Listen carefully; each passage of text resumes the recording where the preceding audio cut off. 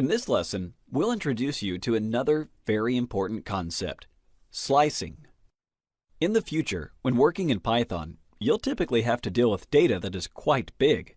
Many of the problems that must be solved will regard a tiny portion of the data, and in such cases, you can apply slicing.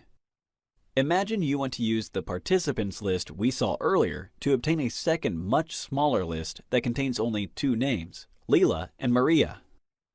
In Pythonic, that would mean to extract the elements from the first and second position. To access these elements, we will open square brackets, just as we did with indexing, and write 1, 3. The first number corresponds precisely to the first position of interest, while the second number is one position above the last position we need. In our case, 2 plus 1 equals 3. Correct. We can say we just sliced our participants list to obtain a new one with the names Leela and Maria.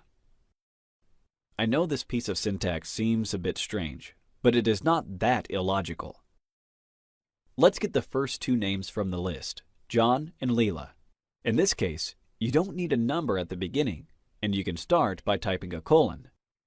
Okay, so by typing :2, we get exactly the first two elements. Very good. And how can I obtain the last two? One way would be to indicate the fourth position, corresponding to George, and leaving nothing after the colon. This would mean we will extract all the elements from the fourth position included to the end of our list. Another way to obtain the same result would be to put a minus sign in front of the number 2. Thus, Python will revert the direction of counting, starting from the end towards the beginning. How many elements are we asking for? 2. Let's execute. And here's the output. We've obtained George and Catherine in a new list. Perfect.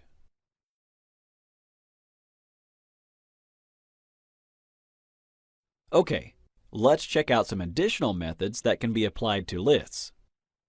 Assume you know Maria is in your list, but you don't know her position.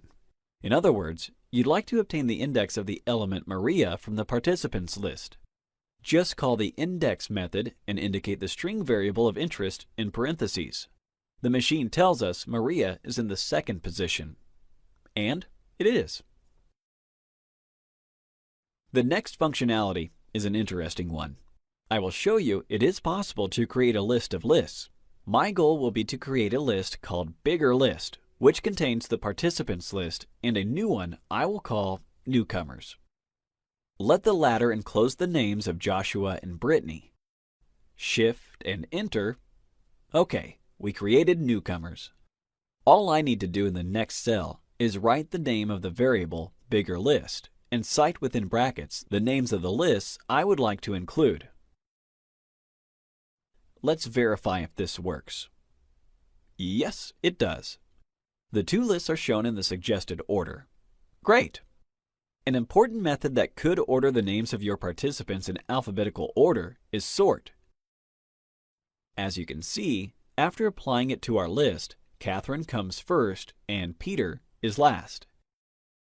If within the brackets we say we would like the names to be sorted in a reversed order by stating reverse equals true, Peter would be first and Catherine last. Naturally, if our elements were sheer numbers instead of people's names, this method would function without any problems. Observe how, in this example, I sorted the numbers from 1 to 5 from the smallest to the largest. And here, from the largest to the smallest. Wonderful! This was a very important lecture. Stay tuned for the next one, where we will discover what is a tuple.